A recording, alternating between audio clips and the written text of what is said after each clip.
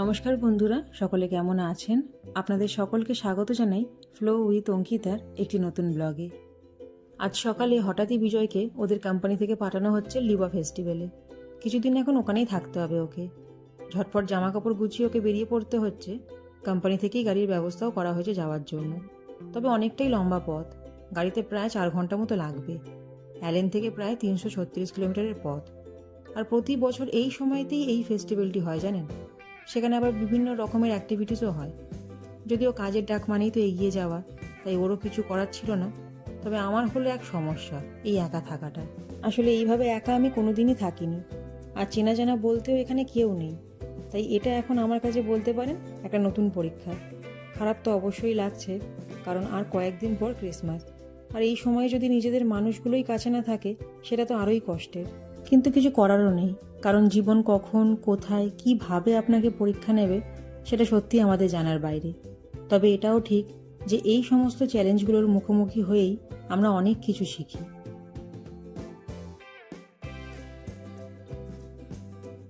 আজকে যদিও বাইরের ওয়েদারটা বেশ ভালো, খুব একটা রোদ নেই, বেশ মেঘলা আকাশ। চলুন ভিতরটা যাই। কতগুলো জিনিস অর্ডার করেছিলাম জানেন, কিছুটা সংসারের জন্য আর কিছুটা হচ্ছে ক্রিসমাসের জন্য। তবে একটু চিন্তায় ছিলাম যে সেগুলো ক্রিসমাসের আগে পাবো কিনা। তা দেখলাম কিছুক্ষণ আগে এসে ওনারা ডেলিভার করে গেলেন। এবার দেশে থাকতে ধরুন অনেক কিছুই অনলাইনে কেনাকাটা করেছি, তার একটা আলাদা অভিজ্ঞতা আমার ছিল। কিন্তু এখানে তো সেরকম কোনো অভিজ্ঞতা আমার ছিল না। তাই ভাবলাম একবার আপনাদের সাথেও শেয়ার করি যে কী কী জিনিস আমি অর্ডার করেছি আর তার কীরকম কী কোয়ালিটি। তো চলুন দেখা যাক। এই যে সব জিনিসপত্রগুলোকে বার করে রেখেছি, এবার চলুন একটা একটা করে ওপেন করি, দেখা যাক কেমন কি কোয়ালিটি আসলো। প্রথমে একটা ক্রিসমাসের জিনিস, এটা আমি নিয়েছি যাতে মেন ডোরের সামনে একটা হ্যাং করে রাখার জন্য। দেখাই,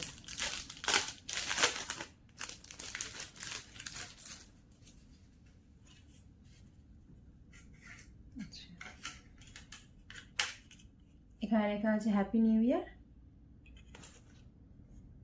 লেট ইট স্নো আর মেরি ক্রিসমাস। তো এই তিনটাকে ওনারা একটা ছোট রোপ দিয়ে দিয়েছেন, যেটা দিয়ে এটাকে হ্যাং করা যাবে আর কি। এটা বেশ সুন্দর, এটা ভালো এসছে কোয়ালিটিটা। তারপরে যেটা দেখাচ্ছি, এটা খুব কাজের একটা জিনিস, তবে আমি ভাবিনি যে এটা এখানে পাবো বলে। আর অনলাইনে যখন দেখতে পেয়েছি তখন সঙ্গে সঙ্গে সেটা নিয়ে নিয়েছি। কারণ এই ক্রিসমাসের সময় আমাদের খ্রিস্টান পরিবারে প্রচুর রকমের স্ন্যাক্স তৈরি করা হয়। পার্সোনালি আমাদের নিজের বাড়িতেই আমি দেখতাম মা প্রায় ধরে নিন 7 থেকে 8 রকমের স্ন্যাক্স আইটেম রেডি করতো। তো যদি বাড়িতে থাকতাম সেই রেসিপিগুলো হয়তো আপনাদের সাথে শেয়ার করতে পারতাম, কিন্তু এখন তো সেটা পসিবল নয়। তবে আমি চেষ্টা করছি যে টুকটুক করে যেটুকু পারবো আর কি তৈরি করতে, যার মধ্যে রোজ কেক হচ্ছে খুবই একটা ফেমাস আমাদের খ্রিস্টানদের মধ্যে আর কি একটা স্ন্যাক্স, ওটা তৈরি করা হয়। তো এটা হচ্ছে তারই ছাঁচ, দাঁড়ান আপনাদেরকে দেখাচ্ছি। এটা দুটোকে আলাদা করে দিয়েছে, এটা বেশ ভালো জিনিসটা, ভালো করে মানে হয়ে যাওয়ার পর ক্লিন করে রাখাও যাবে। এই দেখুন, আমি স্টারটাই নিয়েছি, অনেক রকমের ছিল, এটা খুব কাজের একটা জিনিস পেয়েছি। আর রোজ কেকের রেসিপি আমি যখন বানাবো রোজ কেকটা তখন আপনাদের সাথে শেয়ার করে দেবো, সেই ভিডিওটাও আপনারা পরে পেয়ে যাবেন। আরেকটা জিনিস যেটা আমি অর্ডার করেছি সেটা হচ্ছে কুকি কাটার। এগুলো অনেক কাজেই লাগে, তবে আমার ইচ্ছা আছে একটা জিনিস আমি বানাবো ক্রিসমাসের সময়, তো যার জন্যই এটা মানে বেসিক্যালি আমার এইটাই দরকার। তো চেষ্টা করবো বাকিগুলো দিয়েও সেই জিনিসটা তৈরি করতে। তো সেটাও যখন আমি বানাবো তখন তার রেসিপিটাও আমি আপনাদেরকে পরের যে ব্লগগুলো আসবে আপনারা দেখবেন, তো তাতে পেয়ে যাবেন রেসিপিগুলো। অ্যাকচুয়ালি এই সময় তো অনেক রকমের স্ন্যাক্স তৈরি করা হয়, তো সব রকম তো আমার পক্ষে সম্ভব না তৈরি করা, কারণ সবগুলো রেসিপি আমার জানাও নেই। আর মায়ের কাছ থেকে যেটুকু শিখেছি বা যেটুকু জেনেছি সেইটুকুই আর কি এখানে চেষ্টা করব বানানোর। এবার বাকিটা দেখা যাক কি হয়। আর এরপর যেটা আছে এটা হচ্ছে ওই হ্যান্ড ওয়াশ রাখার জন্য এটা নিয়েছি। আসলে সব কিছু তো একবারে কেনা সম্ভব নয়, আস্তে আস্তে করে কিনতে হবে। যে একটু মানে যেটা যেটা পছন্দ হচ্ছে সেগুলোকে একটু কাট করে রাখছি, আর ইচ্ছা আছে যে প্রত্যেক মাসে অল্প অল্প করে জিনিসগুলো কিনে নেবো। আচ্ছা, এটা একটা স্টেনার অর্ডার করেছি, কেক বানানোর সময় কাজে লাগবে। কেকের রেসিপিও আপনাদের সাথে শেয়ার করব।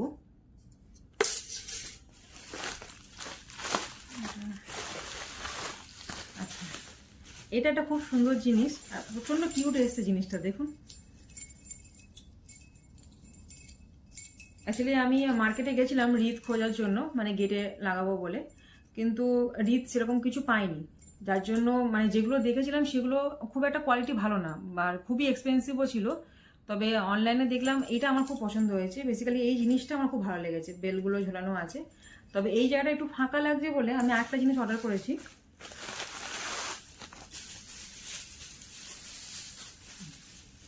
এই চিপলিটা অর্ডার করেছি। ইচ্ছা আছে যে এইটাকে এর মধ্যে দিয়ে এইভাবে ভালো করে জড়িয়ে নেবো, তাহলে কি হবে জিনিসটাও বড় লাগবে দেখতে আর মানে দেখতেও সুন্দর লাগবে। তো ওটা একটা বুদ্ধি বার করেছি যে এটাকে এইভাবে এর মধ্যে পুরো ভালো করে পুরো গোল করে পেঁচিয়ে নেবো যাতে দেখতে সুন্দর লাগে এটা আর কি। তবে এটাও খুব ভালো এসেছে জিনিসটা। আর এটা দেখুন, বাজে এখন সন্ধে 6টা মতো, একটু বাইরেটায় আসলাম। আসলে অনেকক্ষণ ধরেই শুনতে পাচ্ছি বাইরেটা খুব জোরে হাওয়া বইছে। সকালেই বলছিলাম না যে আজ খুব একটা রোদ নেই, বেশ মেঘলা আকাশ, আর এই বিকেল থেকেই শুরু হয়েছে দমকা হাওয়া। আমি জানি না কতটা ক্যামেরাতে আপনারা বুঝতে পারছেন, তবে দূরের ওই গাছগুলিকে দেখলে হয়তো বুঝতে পারবেন যে এমন হাওয়ার দাপট বেচারাগুলো মাথা সোজা করে দাঁড়াতেই পারছে না। এমনকি পাখিগুলোকেও দেখছি যতই ডানা ঝাপটে চেষ্টা করছে এগিয়ে যাওয়ার, ততই যেন পিছিয়ে যাচ্ছে। আর চারিপাশে প্রচণ্ড বালিও উঠছে এই হাওয়ার সাথে। তবে বেশিক্ষণ বাইরে দাঁড়ানো যাবে না জানেন, মনে হচ্ছে বৃষ্টিও আসবে। আর সময়ের সাথে সাথে হাওয়ার গতিবেগও যেন আরও বাড়ছে। চলুন ভিতরটা যাই। আর ভিতরটার অবস্থা দেখুন, চারিপাশে এতটা পরিমাণে বালি উড়ে এসেছে বলার মতো না, চারিদিকটা শুধু বালিতে ভর্তি হয়ে গেছে। আর রুমের সামনের অবস্থাটা একবার দেখুন। এখন 7টা মতো বাজে, রাতে রান্নাটাও বসিয়ে দিয়েছি। একা মানুষ, তাই বেশি রান্নাবান্নার কোনো ঝামেলাই করবো না। অনেকদিন ধরেই ইচ্ছা হচ্ছিল একটু উচ্ছে দিয়ে মুগ ডাল বানাবো, তাই আজ সেটাই বানাচ্ছি। যদিও এখানে উচ্ছে পাওয়া যায় না, করলাটাই পাওয়া যায়, তবে সেটাও আবার অনেকটাই বড়, তাই অর্ধেকটা আগেই ভেজে নিয়েছি আর বাকিটা ডালে দেবো। হলুদ নুন মাখিয়ে ভালো করে লাল করে ভেজে নিচ্ছি। ডালটা আমি আগেই সেদ্ধ করে নিয়েছিলাম। এরপর ননস্টিক প্যানে তেল গরম করে আমি দিয়ে দিচ্ছি শুকনো লঙ্কা আর দেবো হচ্ছে রাঁধুনি। আমার কাছে সর্ষে ছিল না, সর্ষে দিলে খুব ভালো হয়, তবে আজকে আমি রাঁধুনি দিয়েই ফোড়ন দেবো। আর এরপর দিয়ে দিচ্ছি বেটে রাখা আদা, দিয়ে খানিকক্ষণ একটু নাড়াচাড়া করে নেবো। ডালটা সিদ্ধ করার সময়ও আমি সামান্য আদা বাটা ডালের মধ্যে দিয়ে দিয়েছিলাম, এতে ডালটা খেতে ভালো লাগে। এরপর ডালটা ঢেলে দিচ্ছি ফোড়নের মধ্যে। তবে বিশ্বাস করুন, আদা বাটা আর রাঁধুনির বেশ সুন্দর একটা গন্ধ ছড়িয়েছে। দিয়ে দিচ্ছি সামান্য চিনি। এরপর ডালটা ফুটে উঠলে নামিয়ে নেব। শীতকালে এরকম উচ্ছে দিয়ে মুগ ডাল বা সবজি দিয়ে ডাল খেতে কিন্তু ভালোই লাগে জানেন। ডালটা ফুটেই এসেছে, দাঁড়ান ডালটা নামিয়ে নিই। তবে আজকের কোনো তরকারির ঝামেলা করব না, উচ্ছে তো আগেই ভেজে রেখে দিয়েছি, ডালটাও হয়ে গিয়েছে। এরপর ভাজবো একটু আলু আর একটু বেগুন।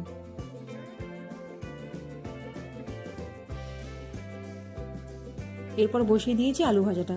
তেলের মধ্যে সামান্য গোটা জিরে ফোড়ন দিলাম, আর এরপর গোল গোল করে কেটে রাখা আলুগুলোকে দিয়ে সামান্য হলুদ দিয়ে আর ভাজা করতে বসিয়ে দেবো।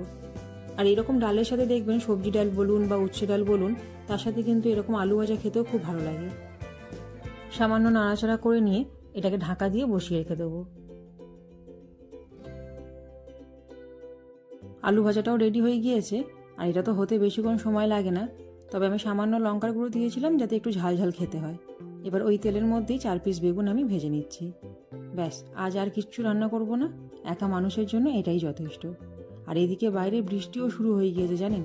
দরজাটা সামান্য খুলেছিলাম, কিন্তু এত ঠান্ডা একটা হাওয়া বইছে, সঙ্গে সঙ্গে আবার বন্ধ করে দিয়েছি। রান্না হয়ে যাওয়ার পর প্রথম কাজই হচ্ছে আগে আমি গ্যাস আর গ্যাস টেবিলটাকে ধুয়ে মুছে পরিষ্কার করে নিই। আমি আগাগোড়াই একটু পরিষ্কার পরিচ্ছন্নতাই ভালোবাসি, তাই যতক্ষণ না এগুলো পরিষ্কার করব মনের ভিতরটা যেন খুঁতখুত করতেই থাকে। বিজয়ের সাথেও কথা হলো, বললো ওরা ভালোভাবে পৌঁছে গেছে লোকেশনে। এটা নিয়েও একটু চিন্তায় ছিলাম, কারণ এতটা রাস্তা যাওয়ার একটা ব্যাপারও ছিল।